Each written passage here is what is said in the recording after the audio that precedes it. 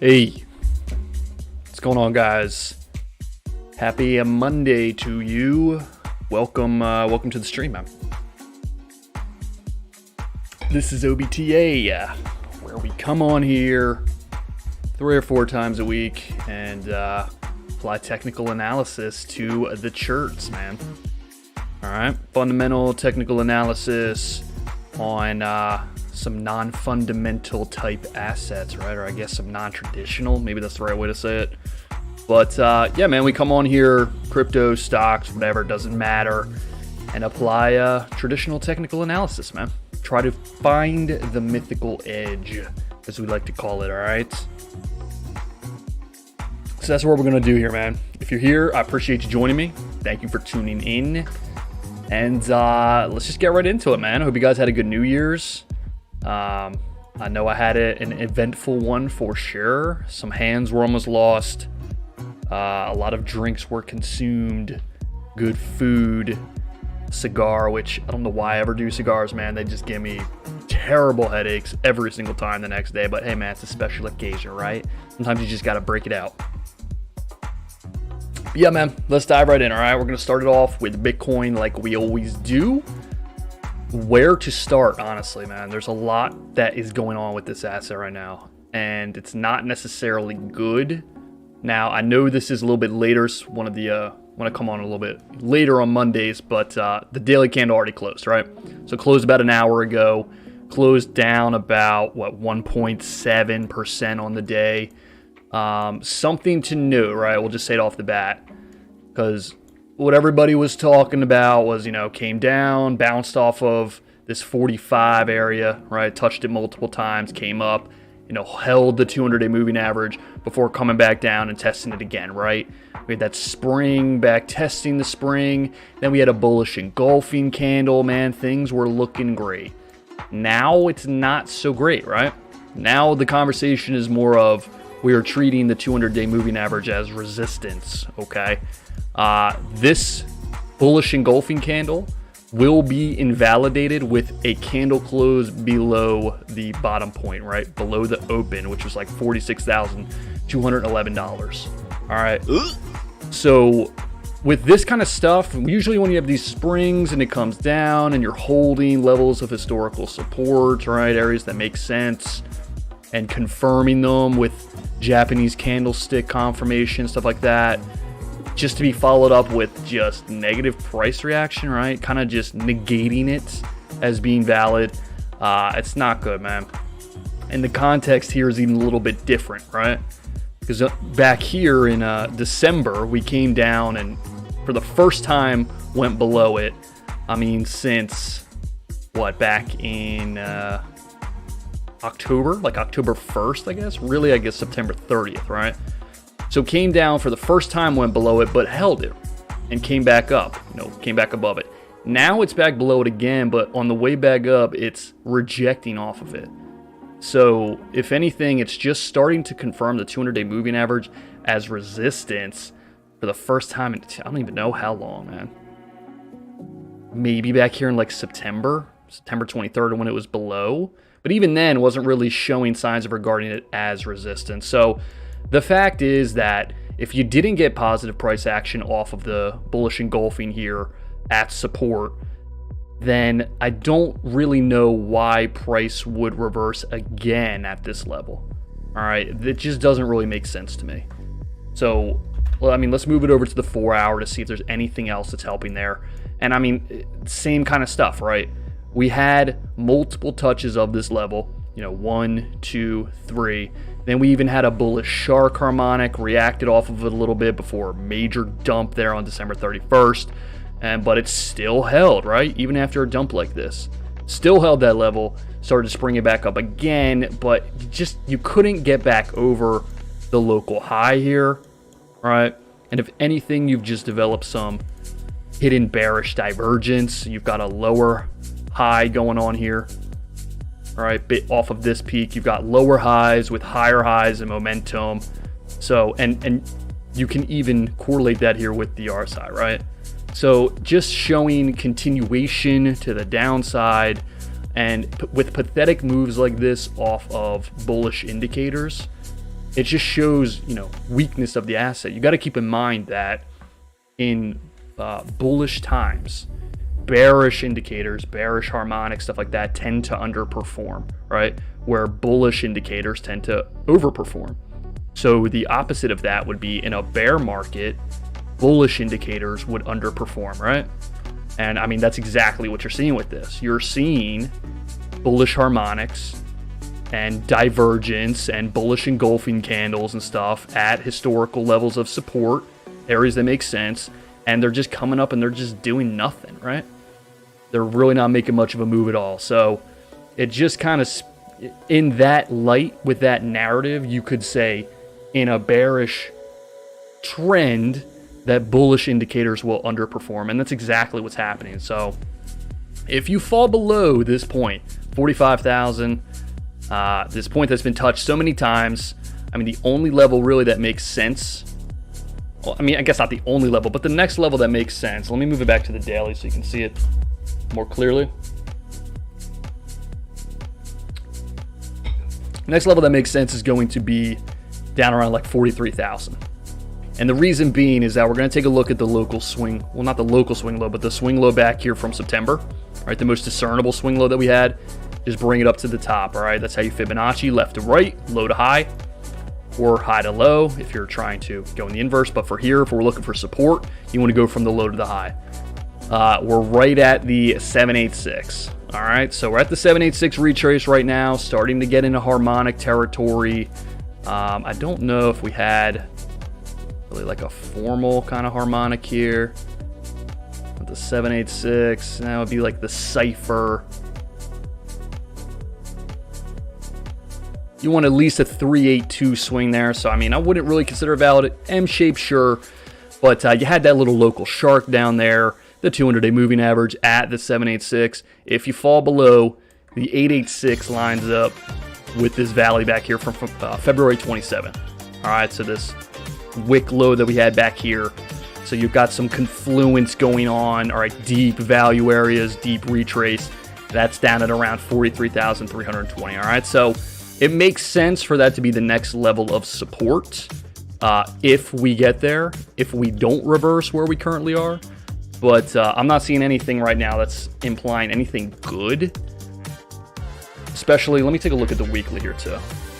Like the weekly, you even had that weekly bullish engulfing candle, which, you know, talked about this before, but the weekly bullish engulfing candles are usually followed up with some pretty good price action. We don't have any of that now.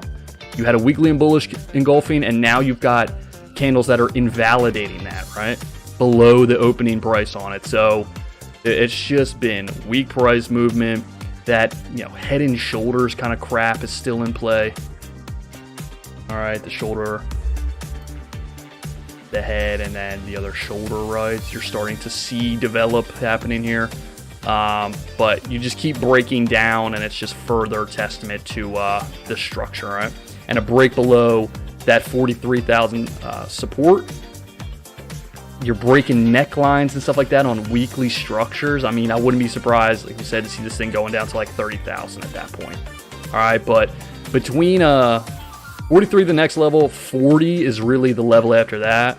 And then below that, I mean, we're talking, like I said, down to like 30,000. All right. And I mean, if we really want to take a look at the major swing low back here from July, 886 puts you down around like 33,000, right? So might start to see some interesting stuff coming in down there if it gets there, right? But it might not get there, so we just have to wait and see. But as of right now, man, 45,000 is not looking strong. And these price movements that we're getting, where you expect moves back towards 52,000, 53,000, they're just not happening, man. So it's just not good. All right.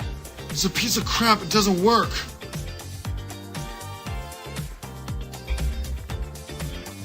Oh yeah, man. So that's Ethereum. I'm sorry, Bitcoin, and just not doing good stuff, man. Continuation to the downside implied. You had a hammer on the last 4 hour here, but now just bearishly engulfing.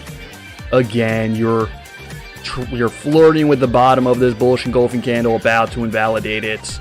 I see no real reason for this to revert back to the upside. You just don't, man. All right, so 43,000 looking like the next move. And then we just plan from there, right? We look to see what it looks like down there. If it's showing reversal signs down there, then maybe that's it. But for the time being, man, just lower highs, lower lows, below moving averages. Not really stuff you want to see. All right, let me see. Let me take a quick look at the 50-day.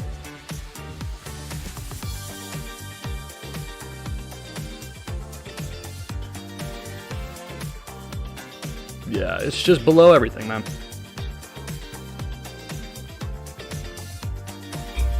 That bullish engulfing candle really was kind of the mark to be confirming reversal at this level, confirming, 45,000 as support.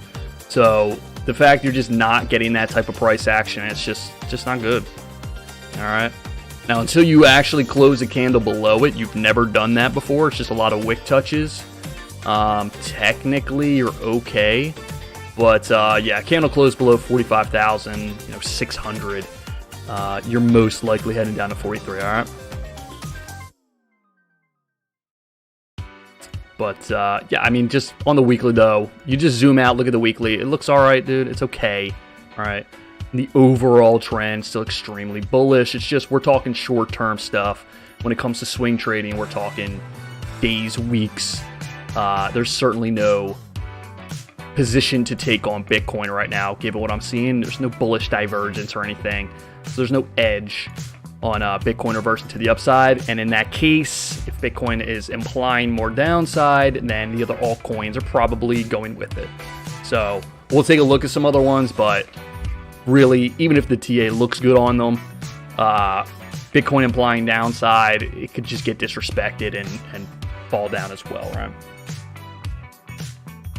We need Bitcoin to start showing, serious signs of reversing. I mean, all the way back in December, right? December 20th on, these few days, the altcoins are going nuts.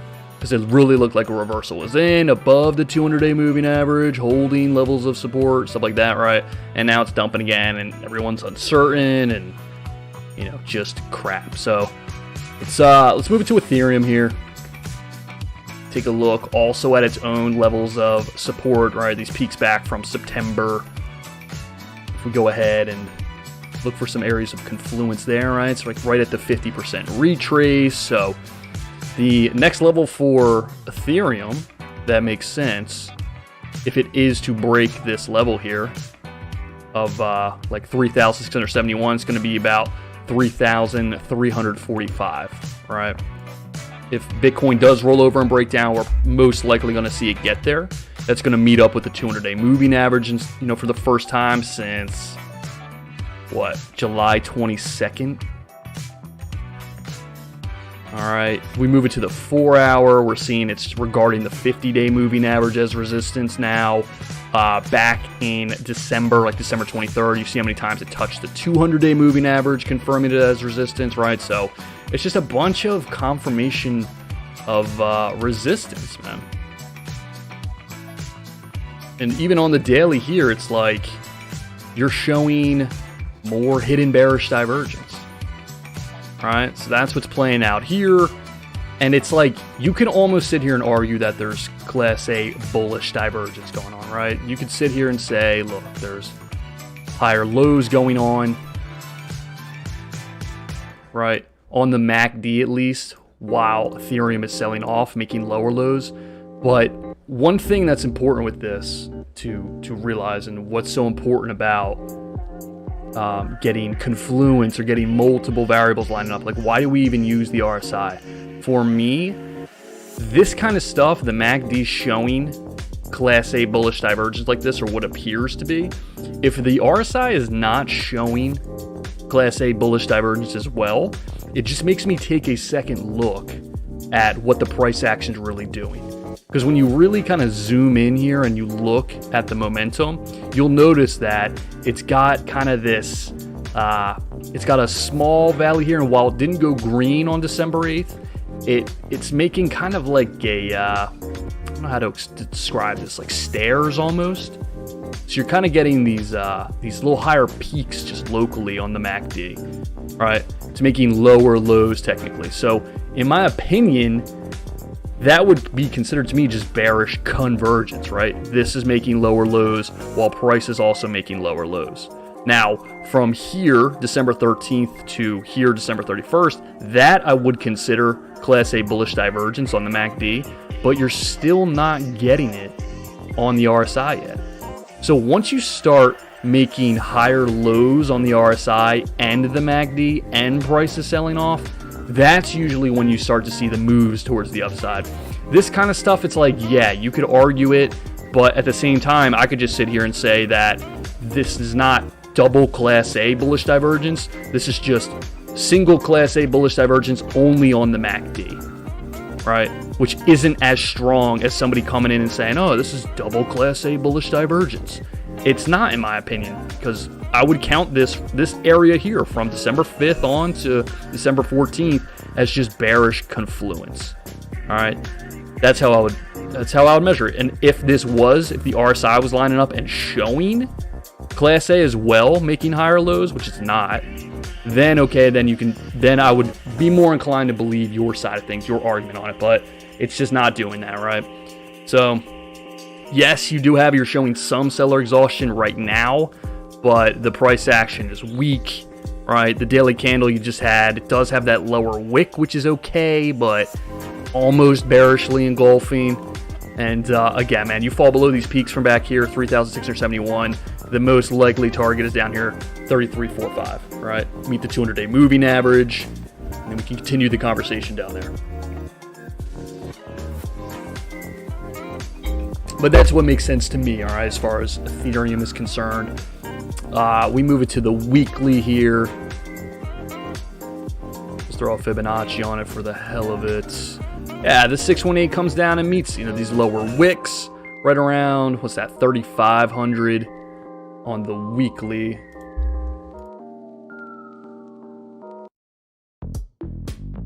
Yeah, that's that major wick that you had down here. At that point, if that meets there in a few days, again, you're right around the 200-day moving average. So the spot that makes the most sense to me is take this low, throw it up to the high. 618 lines up right around 3491, 3500. All right, which should meet up with the 200-day moving average. That's going to be your zone right there, all right? This is where we're looking for further Class A bullish divergence, get some real double Class A, right?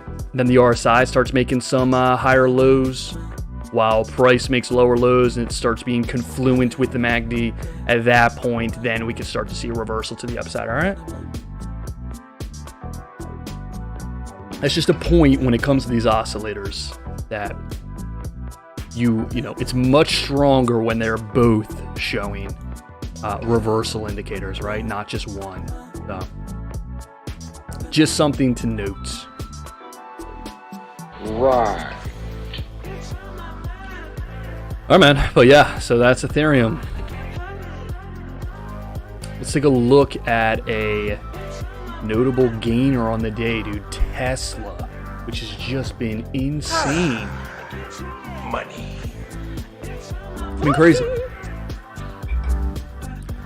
And I mean, on the day, up 13%, 13.53% on the day, just gapped up through its supply line up here, right, which should normally act as resistance.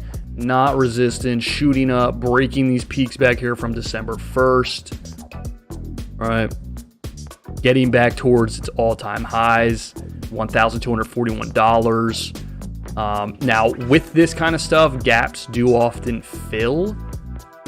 But the notable thing with this, I've had my eye on Tesla for a long time here.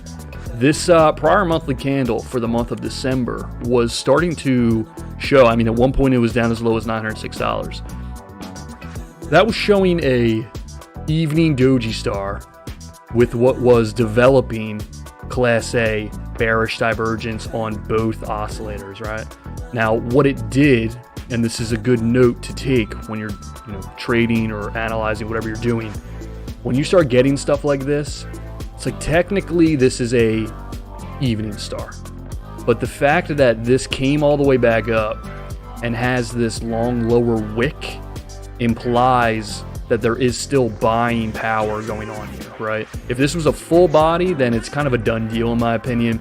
I don't see how it would recover and do something like what it's doing now. But the fact that it had this in the last few days, buying power, pushing this all the way up and creating this wick, makes the red candle here weaker, right? And lends to the possibility of price reversing back towards the upside. You also on the weekly notice the peak back here from January 25th, right? You had a bullish engulfing candle, and this is a textbook bullish engulfing candle. Price opened lower than the prior candle and then closed way above it with a very solid green body, right? So that is a textbook bullish engulfing. Add historical, what was resistance, now support, and is now gapped up through its demand line, or supply line, on the daily, above what should have been resistance, and heading to all-time highs, man. It's not overbought on the daily time frame or the weekly time frame. Is this the time to get into Tesla? No.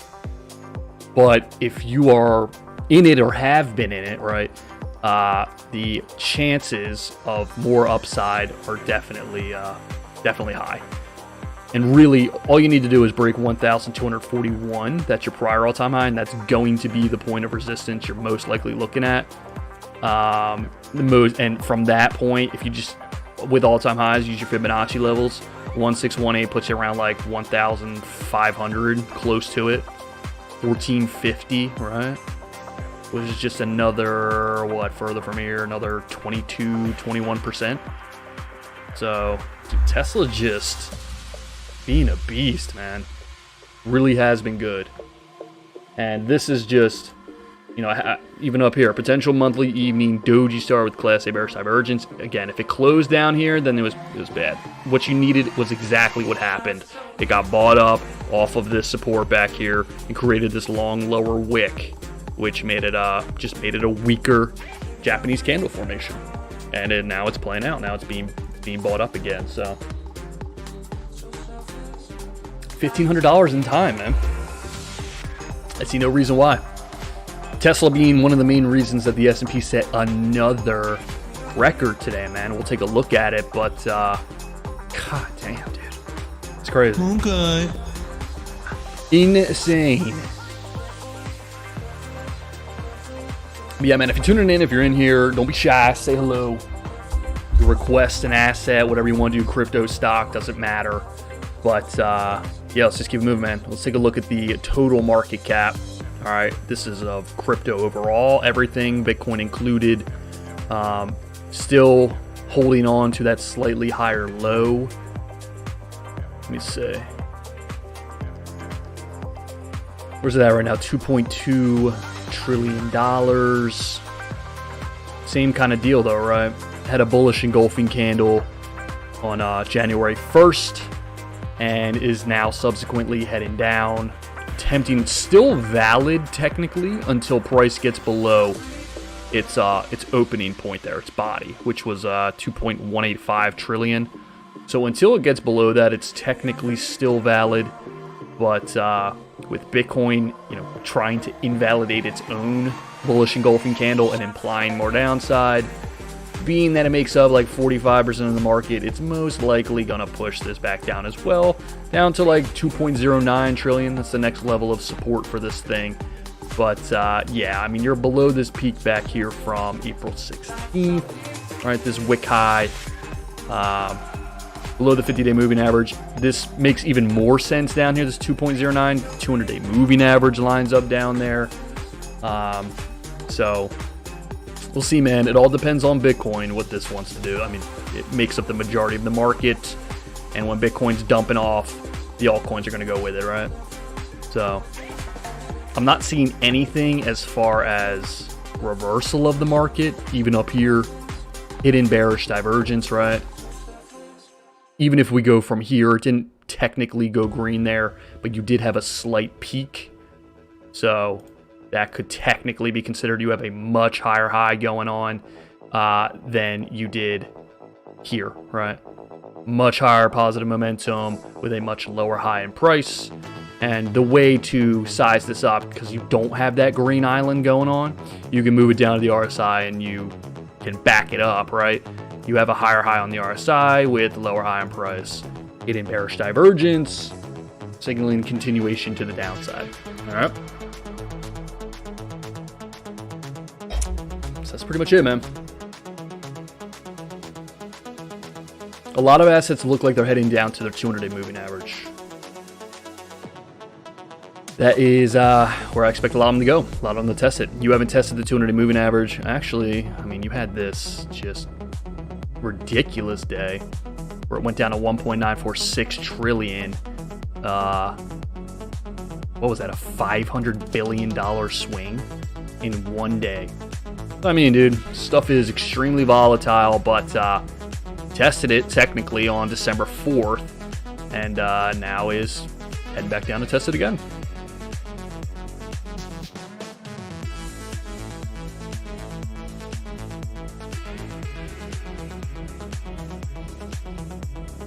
You're getting down towards 786 territory.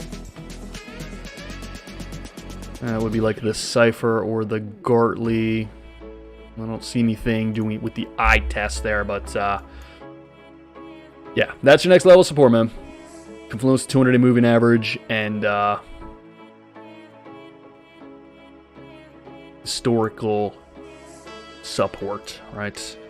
Where it has touched multiple times and held with those wicks, all right? Cool. Let's move it over to Binance coin here. Let me see here.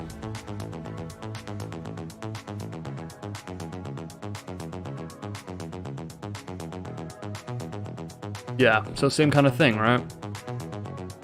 With Binance coin,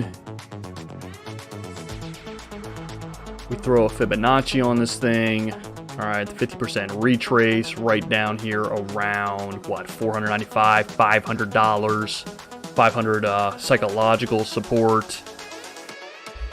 Trying to hold. You did just bearishly engulf on the prior candle close, prior day. Again, right? January 1st, most assets, a lot of them had a bullish engulfing candle. You're now below the opening price, so technically invalidated with a close, right? This daily candle needs to close, and it's got 22 hours to do that, but it needs to close below that to invalidate the daily bullish engulfing. But yeah, man, I mean, this thing also makes more sense, right? As far as the trend line down here, lining up with the 618 retrace, which lines up with the 200-day moving average. So this whole zone down here is going to be your area of support should Bitcoin roll over and Binance coin decide to, you know, fall through these levels of support really back from like September 6th and October 20th, these peaks, right? So you break below that, you break below $500, you're most likely heading down here to like 450. All right, which would be a further drop of about, what, 11.5%. At which point the MACD looks a little weird. I mean, you sell down there, you're probably just making a lower low on the RSI, but we'd have to see. We'd have to see if we start getting some Class A bullish divergence, because you had it, right? You had it on the MACD here. You did have it. So back on January 1st, you were saying Class A bullish divergence developing, a big amount of it with a bullish engulfing candle, and then it was just pathetic price action. So, dude, this kind of stuff, man, it just lends to the argument of the bears, dude, that this is going down. You don't get a bullish engulfing candle with bullish divergence like this just to get a bearish engulfing candle and pathetic price action. Again, we're talking about bullish indicators underperforming in bearish conditions. So this is kind of a confirmation that we're in bearish conditions right now, right? Yeah. Oh my God. I know, man. I want everything to just go straight up as well, but doesn't always do that. all I can say is I hope you got some cash on the side. If you don't, have it prepared. If you're looking to invest or trade or whatever you're looking to do, because when stuff starts selling off like this and getting down to the 618, 786, 886 areas, this is really where swing trading happens, man. 786 and the 886 down here. All right, you're not swing trading things that are up 50% already and approaching resistance, right? That's not swing trading. That's like momentum trading, which is a thing, but that's not what we're talking about here. All right. So the 786, the 886, and then showing signs of reversal and all that kind of stuff, that is swing trading, man. That's what we're looking for. So when stuff starts selling off like this, off of its all-time highs, that's when we get excited, right? So you're telling me there's a chance? That's when we start to get excited, because that's where the value areas are, right? 88% on sale, man. We want to buy stuff on sale. We like that. So, hey, man, I'm all for Binance Coin heading down here to the 786, 886, or the 200-day moving average, whatever, man. All right? Unless you really think crypto is dead on this run, you're excited about assets getting down to these levels, okay? So, all is well. But, yeah, you break below 500, you're most likely heading down to 450. That's your next level of major support. And, again, if Bitcoin rolls over, it's most likely heading there. All right, cool, man. Again, if you pop in here, if you're in here, I appreciate it. Hit the like button, the sub, dude, whatever, man. Help me get noticed in the sea of content creators, right? It's hard out here, man. It's hard to get noticed out here, but just trying to spread the word, spread the message, and teach some fundamental technical analysis, man, and just show you that there are some real levels that you can look at that make sense to get an asset so that you don't buy at terrible times, man. You can funnel out all the noise and the just moon boy talk and, you know, it's going to 100 by the end of 2022. But nobody knows that crap, man. And when it comes to actually trading and investing, this is useful stuff, man. Use it in conjunction with your fundamental analysis, right? With the techie side of things. But yeah, 450 on Binance Coin if 500 breaks down makes the most sense. All right, it's the next level we're looking at. Moving to Cardano. All right, if you're in here, say what's up, say hello. All right, let's keep it going, dude. But yeah, man. All right, let's take a look at Cardano. Same kind of thing, right? You had 120 was acting as support. Sprung up, got back above this major, I mean, just look at all the inflection points. All right, February 27th, April 15th, March 18th, right? Touched it again, July 4th. Just very obvious critical resistance, $1.50. You approached it, you got above it. 50-day moving average was waiting for you up there, and then you rejected off of it. All right, bearishly engulfed on December 28th. You're coming back down to the 120 level. The bullish engulfing was starting to paint, okay, oh my God, are we making a higher low? And it's now, again, like most other assets right now, trying to be invalidated with a close below, I mean, what was the open on this? $1.30, 1.308. So you close below 1.308, you invalidate that bullish engulfing candle, and it's most likely down to $1.20 again to test that and see if it holds. All right. If you do not hold $1.20 and you break below it, you are most likely going down to $1. All right. Cardano, for its life, right? For the sake of Cardano, if you do not hold $1, dude, it's just devastation. There is nothing looking left except like 39 cents, right? Back here from 2018, May 5th. So you're not there yet, man. You're fine. You still have $1.20 below you to try and hold.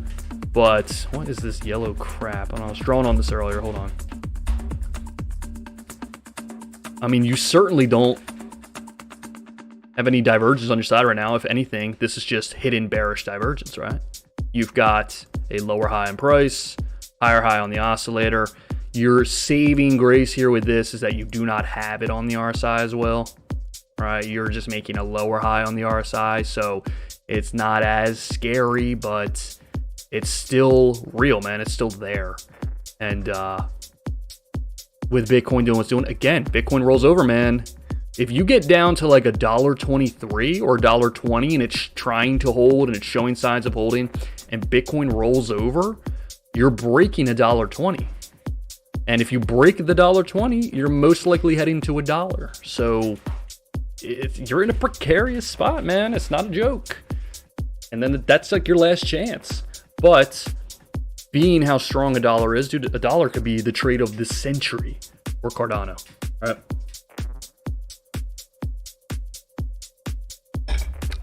Right. Following along? Cool. Yeah, man. So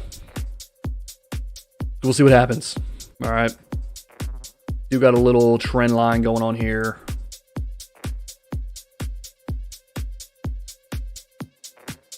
Kind of just a channel.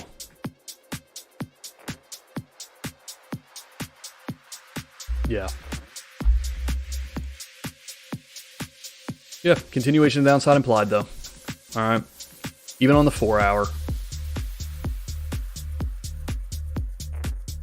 Okay, so not so much on the 4 hour.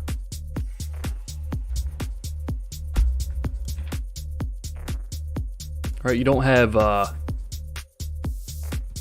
mean, it's close, man. Lower high going on. Kind of the same high. But not on the RSI. So, I mean, I wouldn't say there's bearish divergence going on here. But regarding the 200-day moving average as resistance again, multiple times.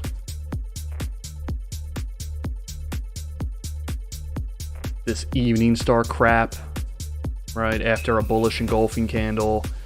Not good. Move it to the weekly. I want to take a look.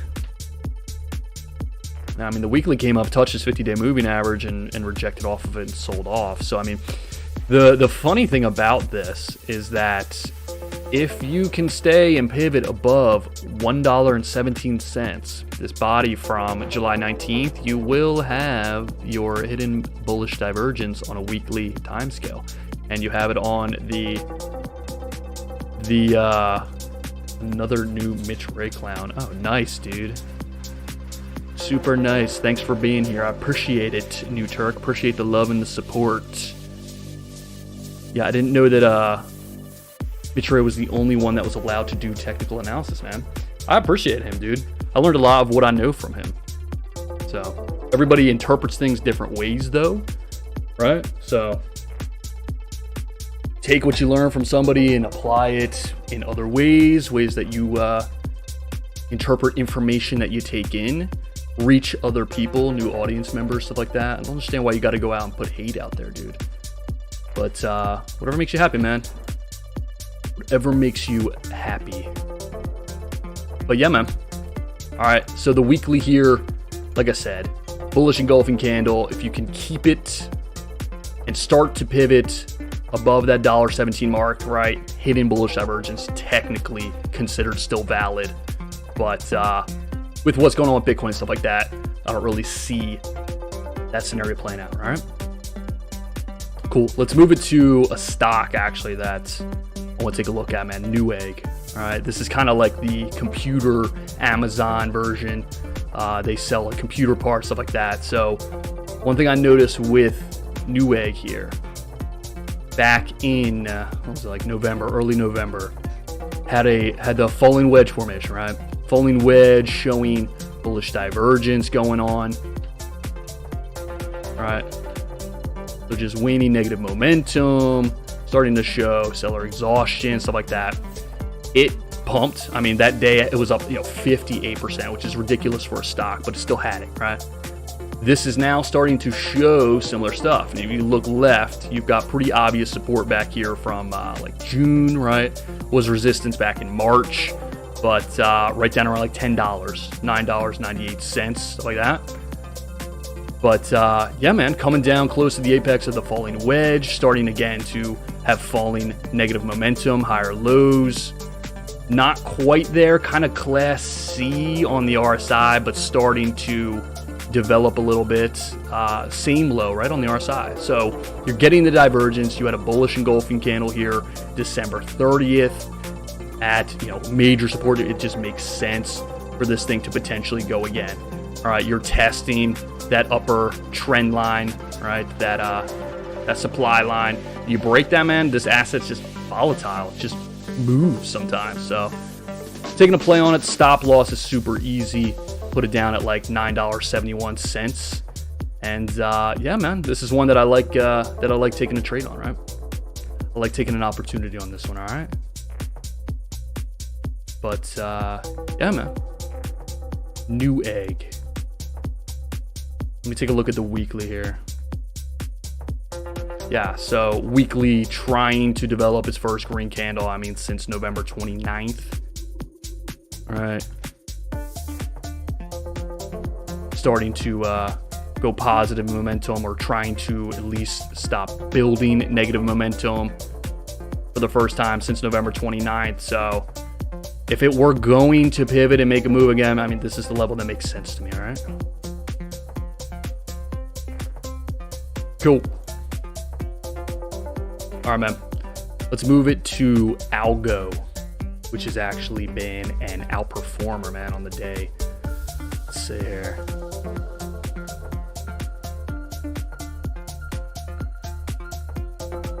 Yeah, so on the day, what was that? The day that just passed. Bullish engulfing candle. Let's get rid of this, clean this up a little bit. All right, above its 50-day moving average. It actually came down and tested it a couple times, right, before running again. Confirming the 50 days support. You're seeing all kinds of other assets showing it as resistance, right? Confirming it as support, trying to get back above these this area of consolidation. You're at these peaks back from February 13th, April 17th, right? Trying to get back above that. One that's really just been kind of doing the inverse of what Bitcoin has been doing. Doing really well. On the day, it was up 7.23%. But yeah, you break above $1.80, $1.86. Right? If you could do something like this, come down, start confirming it as support. Right? The next stop's $2.50. It's the only spot after that point that really makes sense to me, right?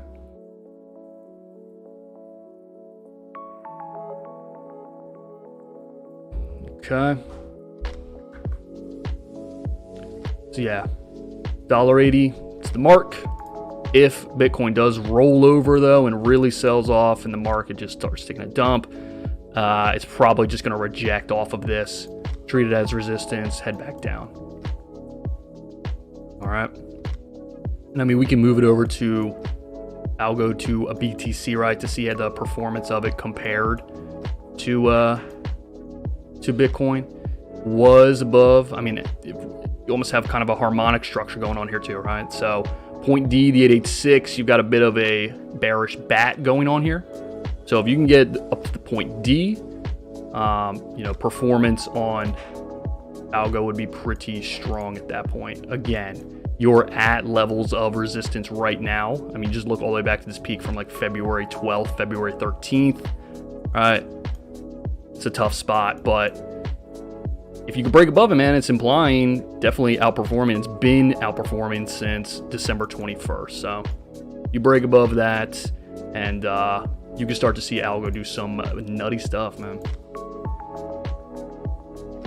All right. And then let's just move it to S&P 500, dude. Had another record-setting day.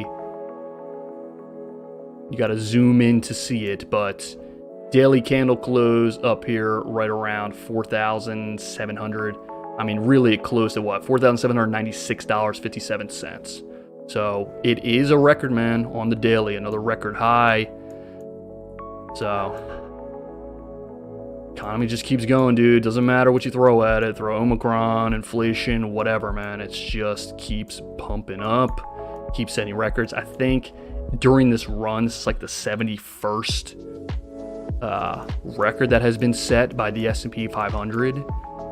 It's just crazy, dude. Just nutty stuff, man. All right. I think that's going to pretty much do it, though, man. Move it back to Bitcoin real quick. Just take a look, see what it's doing more recently. I mean, the last 4 hour had kind of like a hammer on it, came down and touched that 45.6 mark, but now just beginning to sell off again. So you're going to come back down and you're going to test it, right? But if you break below it, 43 is the next level, below that 40, and then from there, like 30,000. All right, that's really it. But yeah, man. If you guys stopped in, I appreciate it. If you're watching this later, thank you. I appreciate the support and everything. Yeah, man. There's gonna be a lot of people out there that just don't want to see you do well, and I think the space is just for one person or whatever the case is. I don't really see it that way. I see it as you can learn from each other and interpret things in different ways, and sometimes you see things that other people don't see, right? And you reach ears and eyes that other people just don't reach. People in your life, people that you know, and take the knowledge that's good and beneficial and provide it to other people, man. And try and spread the word, spread the love, spread the knowledge, so that people can be informed when they get into this business. There's so much crap out there that just toxic kind of stuff with just moon boy crap and S coins that just do nothing, right? The more voices in this space, the better, right? Help people lose less money, be more informed. So that's all I'm trying to do here. So if you guys like it, man, if you like the content, let me know. Go ahead, hit the like button, the subscribe button, jump in the Discord, follow me on Instagram, follow me on Twitter. Any questions you have, man, shoot them over to me. This stuff is it's like fun, man. It's just a hobby. It's a good time. But yeah, go ahead, do all that stuff, man. Appreciate the love and support. I'll be back on Wednesday. And as always, man, until then, enjoy your football, enjoy your Monday nights, and keep it technical. All right, peace.